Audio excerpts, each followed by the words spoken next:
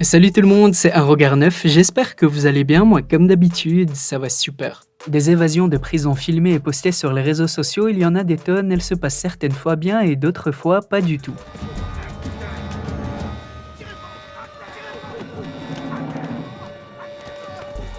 Alors de l'évasion par les poubelles de la prison à l'évasion de la salle d'audience en passant par l'évasion pour sauver un gardien, on part ensemble à la découverte de 9 évasions filmées en direct.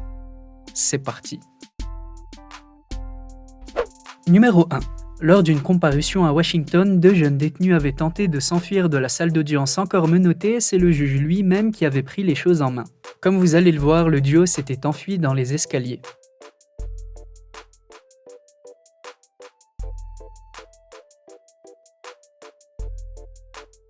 Le juge Buzard avait rattrapé un des suspects juste avant qu'il ne sorte du palais de justice et le second avait été retrouvé à quelques mètres seulement.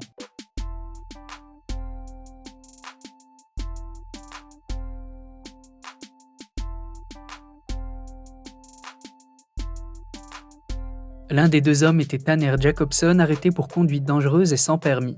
Son acolyte, Cody Howard, quant à lui, avait été accusé de cambriolage, trafic de biens volés, conduite sans permis et défaut de comparaître devant le tribunal.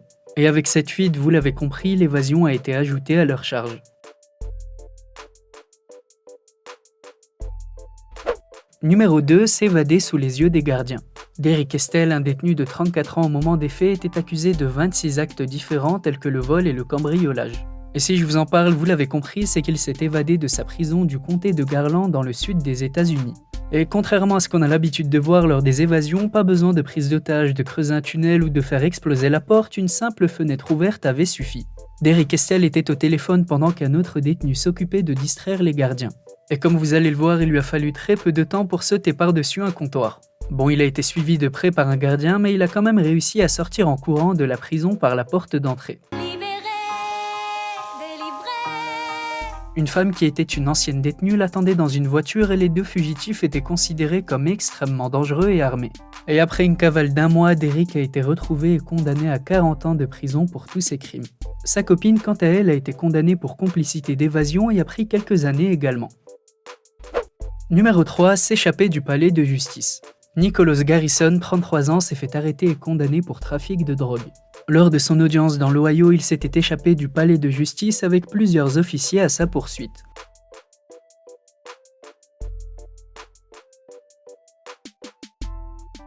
Visiblement, Garrison se serait échappé alors qu'un huissier lui mettait les menottes. Une vidéo qui a été publiée montre un membre des forces de l'ordre plonger la tête première dans les escaliers où l'homme prenait la fuite afin de les rattraper, mais il s'est écrasé violemment contre un mur et a fini sa chute dans la cage d'escalier.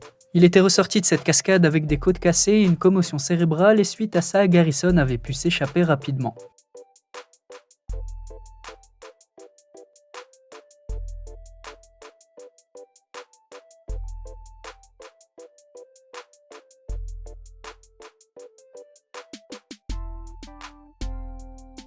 Bon, je vous ai pas mis toute la scène vu qu'elle est extrêmement violente, mais le suspect a été finalement retrouvé à l'hôtel quelques jours plus tard et placé en garde à vue avec des accusations supplémentaires. L'homme a été jugé pour possession aggravée de méthamphétamine et condamné à 1 an de prison et il risquait des amendes jusqu'à 2500 $. Numéro 4. Dans une prison de l'état de Goiás au Brésil, 13 détenus avaient réussi à s'évader après avoir creusé un tunnel. Mais le plus surprenant dans tout ça, c'est qu'ils se soient filmés et qu'ils aient posté les images sur les réseaux sociaux. Comme vous le voyez sur les images, 2 ou 3 détenus apparaissent en riant dans le tunnel serré qu'ils avaient creusé à partir des toilettes de leur cellule. On peut d'ailleurs entendre dans la vidéo des prisonniers qui disaient qu'ils avaient creusé comme des tatous des petits animaux qui vivent dans des terriers.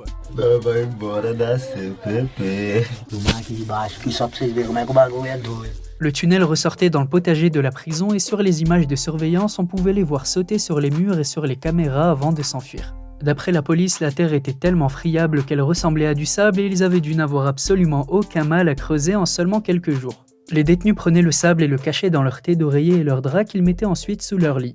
Et évidemment, ça a beaucoup fait parler et la commissaire de Rio Verde a remis en cause la fiabilité des gardiens puisque la dernière fouille remontait à 2 mois avant l'évasion. Une enquête a d'ailleurs été ouverte afin de vérifier s'il s'agissait de négligence ou de complicité de la part des gardiens. Numéro 5. Fuir par les poubelles. Dans le Kentucky aux États-Unis, 2 détenus avaient fait leur retour derrière les barreaux après avoir réussi une évasion digne d'un film et la scène avait été enregistrée par les caméras de surveillance. Pour réussir leur coup, Justin Stumler et Jeremy Hunt s'étaient cachés dans des poubelles que leurs co-détenus s'apprêtaient à sortir.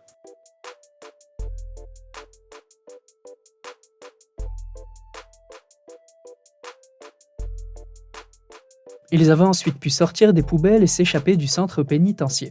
D'ailleurs, pour ne pas se faire remarquer, ils avaient pris le temps de se cacher et d'enlever leur tenue de prisonnier pour enfiler des vêtements normaux. Bon, leur cavale a pas fait long feu, le lundi qui suivait, Stumler avait été capturé par la police et Hunt seulement quelques heures plus tard après une poursuite en voiture. Ils ont donc été placés en garde à vue ainsi que 3 autres détenus qui étaient suspectés de les avoir aidés. Numéro 6. Dans l'État de Washington, Gerard Hyde, condamné pour trafic de drogue, avait réussi à échapper à son garde armé. Il s'est glissé dans la salle d'audience où il venait d'être condamné puis a réussi à s'enfuir sans chaussures par la porte d'entrée du palais. Comme vous le voyez, quand Gérard est entré dans la salle d'audience, les caméras ont montré qu'il a enlevé sa chemise pour cacher ses menottes. Il marchait d'abord calmement pour ne pas éveiller les soupçons pour sortir par l'entrée principale, puis il a craqué et enlevé ses chaussures pour sprinter jusqu'à la sortie au milieu de quelques personnes. The defendant has slipped away from security and re-entered the courtroom.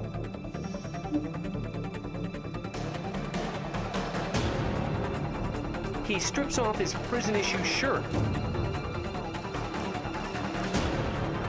and uses it to hide his handcuffs.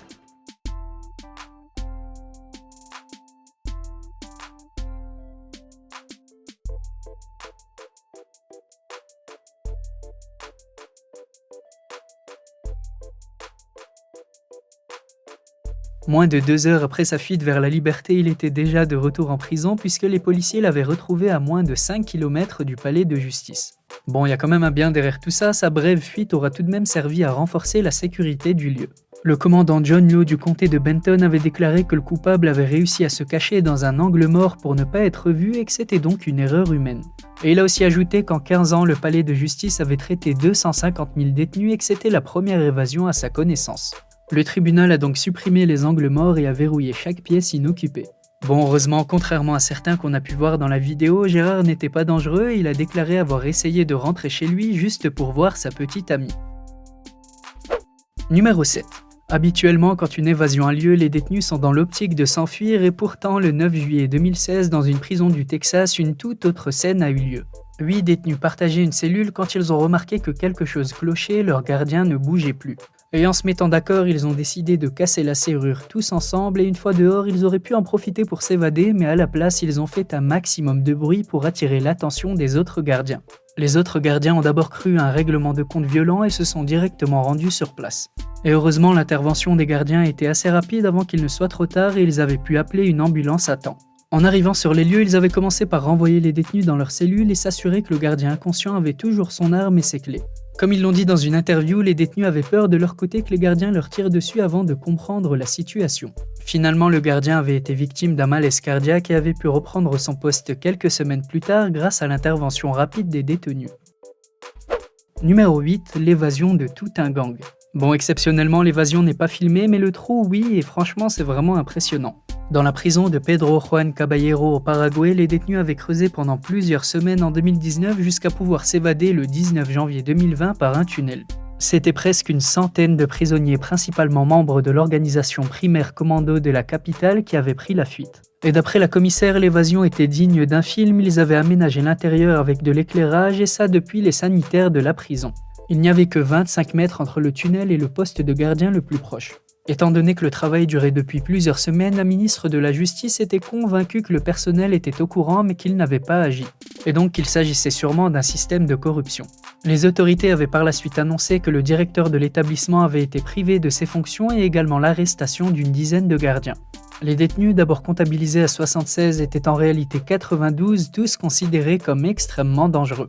Dans le lot des hommes qui avaient participé au massacre entre bandes au sein même de la prison en juin 2019 où une dizaine de détenus avaient été tués. 5 camionnettes dans lesquelles avait fui une partie des évadés avaient été retrouvées incendiées de l'autre côté de la frontière brésilienne à Ponta Porra.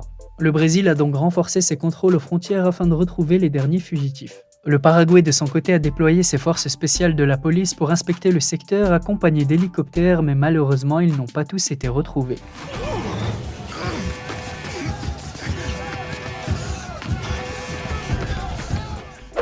Et le numéro 9. Clovinho da Silva, membre d'un gang brésilien, purgeait une peine de 73 ans dans une prison à Rio. Mais un jour, il en a marre et décide de s'évader en se déguisant en fille. Il portait un masque en silicone, une perruque, des lunettes, mais aussi des vêtements de femme que sa propre fille de 19 ans, Ana da Silva, lui avait laissé en lui rendant visite. Le détenu avait prévu dans son plan de sortir en premier de la prison en laissant sa fille à l'intérieur qui aurait dû sortir quelques minutes après. Et les gardiens se seraient rendus compte de la tentative d'évasion au moment où il sortait de la prison car sa nervosité l'aurait trahi. Bon, entre nous, on peut aussi dire que le masque était pas super réussi. É só tirar a roupa Caminha é só normal. tirar normal, não tem esculacho. É geral, Pô. Ninguém tá te fazendo nada, pô. Aí. Sem esculacho. Não, não, não. Calma aí. Devagar. Calma aí. Isso. Bota de volta o. Aqui, Não, ó. tem que tirar. Tá bom, tira a máscara. Só um minuto. Pera aí.